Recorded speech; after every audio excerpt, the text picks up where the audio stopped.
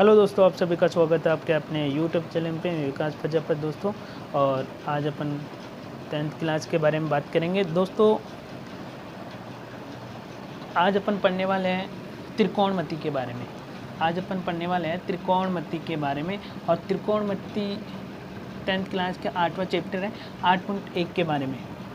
त्रिकोणमिति 8.1 के बारे में बात करेंगे और पर्सन के अनुसार पढ़ेंगे। अपन सब पर्सन के अनुसार चलेंगे। पर्सन बिल्कुल एकदम बेसिक तरीके से, जैसे पर्सन कह रहा है उसके हिसाब से बिल्कुल बेसिक तरीके से सीखने वाले हैं और नए तरीके से। जैसे कह रहे हैं त्रिभुज ABC में जिसका कोण B समकोण है। पर्सन कह रहे हैं कि एक त्रिभुज है जिसका नाम है ABC और इसने कह रखा है कि B समकोण है जिसका B समकोण है AB का मान दे रखा है आपको 24 सेंटीमीटर और BC का मान दे रखा है आपको 7 सेंटीमीटर। तो मान ज्ञात करना है आपको साइन A का, कोस A का, और दूसरा हम पूछ रहे हैं साइन C का और कोस C का मान बताना है। तो चलते हैं आज दोस्तों। सबसे पहले पर्सन के अनुसार चलने वाले अपन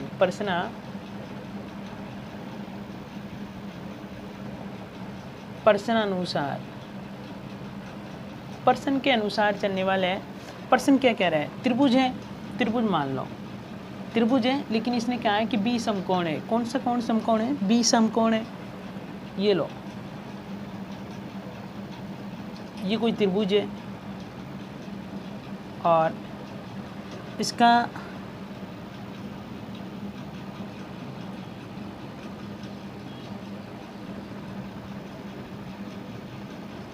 B समकोण है। कहने का मतलब A इसका नाम दे दूं, B इसका नाम दे दूं, C समकोण ये है।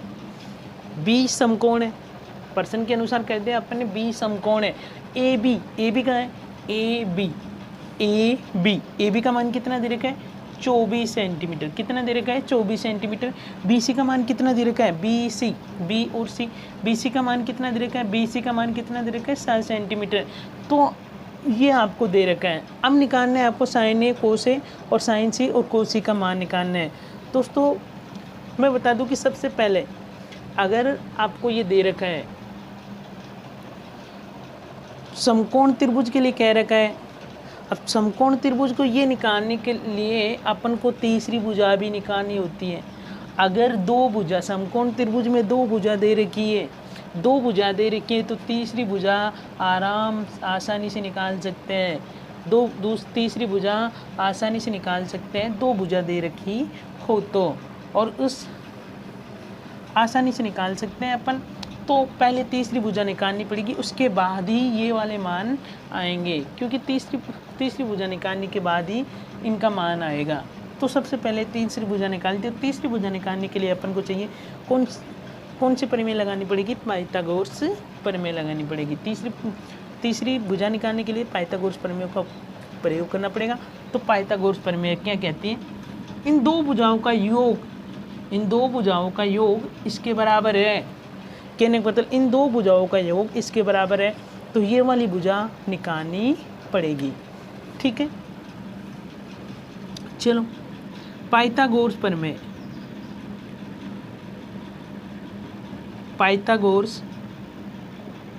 प्रमेय से तीसरी भुजा निकालेंगे। पाइथागोरस प्रमेय होती है कर्ण स्क्वायर बराबर लंब स्क्वायर प्लस आधार स्क्वायर।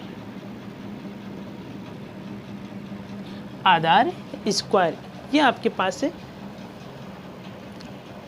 मान रख देना है। पहले तो कर्ण कौन सी है?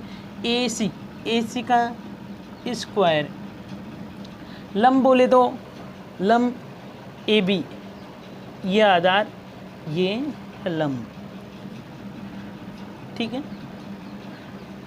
लंब बोले तो AB प्लस आधार बोले तो BC का स्क्वायर। अब देखो AC का मान दे रखा है, नहीं AC तो आपको निकालनी है। AC का स्क्वायर बराबर AB का मान 24 का स्क्वायर प्लस 7 का स्क्वायर। 24 का स्क्वायर प्लस 7 का स्क्वायर। दोस्तों मुझे बता दो कि 24 का स्क्वायर कितना होगा। फटाफट से कमेंट में बताओ कि 24 का स्क्वायर कितना होगा। 24 का स्क्वायर देखते हैं कितना, आने दो, कमेंट करके आने दो, कितना होगा 24 का स्क्वायर। 24 का स्क्वायर 576, शाबाश 576। 24 का स्क्वायर कितना होगा 576, प्लस 7 का स्क्वायर बोले तो 7 का स्क्वायर बोले तो 7 का स्क्वायर बोले तो 49, कितना होगा 49। दोनों को जोड़ो, दोनों को जोड़ते हैं, AC स्क्वायर बराबर कितना होगा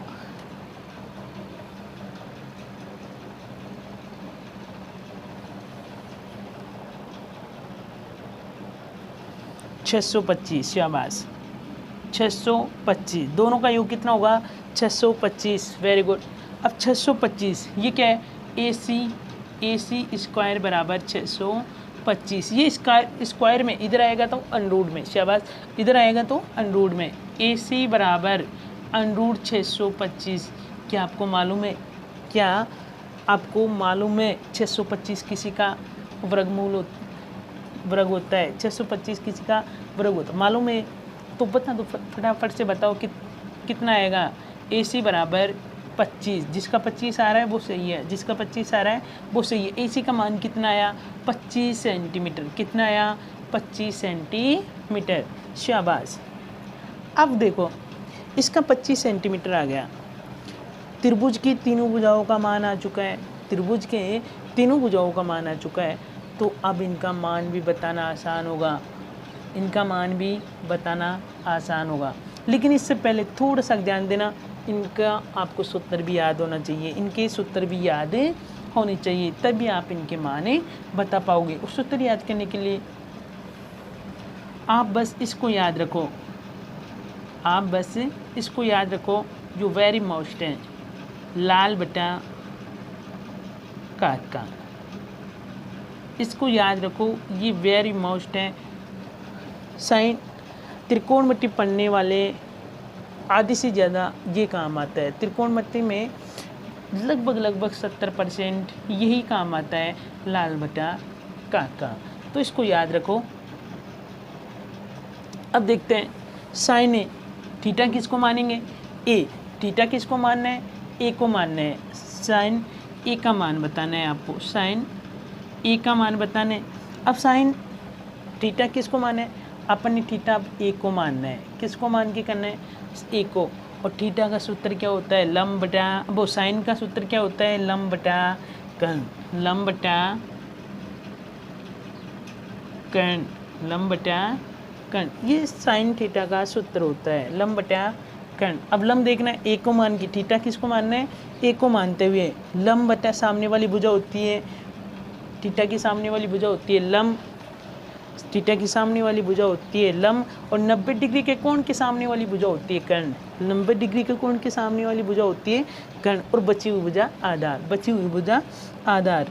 तो थीटा की सामने वाली भुजा क्या होती है लंब, बता देना मान 7, और कर्ण का मान कितना है 25, 1। अब दूसरा पूछ रहा है कोस का, कोस ए, इसमें भी थीटा किसको मानना है ए को, थीटा किसको मानना है ए को, सूत्र क्या होता है ये साइन का है, ये कोस का है, और ये टेन का है, ये टेन का है, ठीक है। तो और इसके बाद साइन कोस टेन, फिर इनके जैसे उल्टा, जैसे कोट का उल्टा कोट हो गया, वो टेन का उल्टा कोट हो गया, कोस का उल्टा सेक हो गया, और साइन का उल्टा कोसेक हो गया, तो ये इनके उल्टे हो जाएंगे। कोस ए का मान, कहने का मतलब थीटा किसको मानना है इसको, और कोस का सूत्र क्या होता है आधार बटा कर्ण, आधार बटा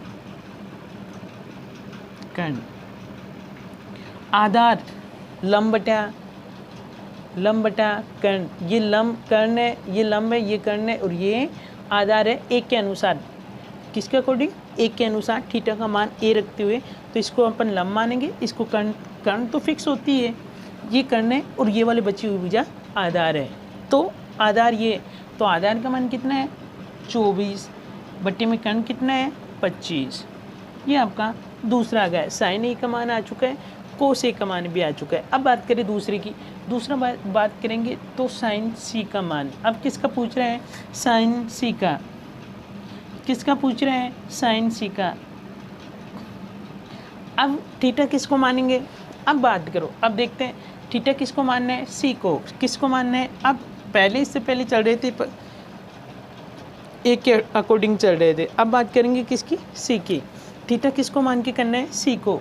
अब देखो थीटा के सामने वाली भुजा आप अभी बताया था आपको कि लंब होती है। अब 24 को लंब मानना है। अब ए बी को क्या मानना है? लंब। अब बची हुई भुजा आधार होती है और कर्ण फिक्स होती है, आपको मालूम है। तो सी के अनुसार साइन का सूत्र वो ही होगा जो ऊपर लिखे थे, लंब बटा कर्ण। लंब बटा कर्ण। और लंब देखना, लंब बटा कर्ण, लंब बटा कर्ण 24 बटा 25। 24 बटा 25 दूसरे का पहला हो चुका है और दूसरा भी देख लो। दूसरा पूछ रहा है इसका कोस सी। इसमें भी क्या मानना है? थीटा किसको मानना है? सी को ही मानना है। तो लंब बटा आधार और ये कोस, लंब आधार ये वो लंब आधार और कर्ण, लंब आधार कर्ण, ये लंब आधार कर्ण हो गया। अब सूत्र क्या होता है? वो सेम होगा जो अपने को सेम लगाया था, आधार बटा कर्ण, आधार बटा कर्ण। अब आधार क्या है? लंब बटा कर्ण, तो ये हो गया लंब, ये आधार ये 7 बटा 25। कर्ण कितना है? 25। कर्ण तो फिक्स होती है। ये क्या होगा? आंसर। याद रखना आप कि समकोण त्रिभुज में सबसे बड़ी भुजा होती है कर्ण, सबसे बड़ी भुजा कर्ण होती है। ठीक है, तो कर्ण अपनी फिक्स रहेगी, कर्ण तो अपनी फिक्स रहेगी और यही होगा आंसर। अगर समझ में आया तो कमेंट में करके लिख के बताइए और आगे से आगे शेयर कीजिए प्लीज़। शेयर करना ना भूलें, शेयर कर दो फटाफट और कमेंट करके बताना। धन्यवाद।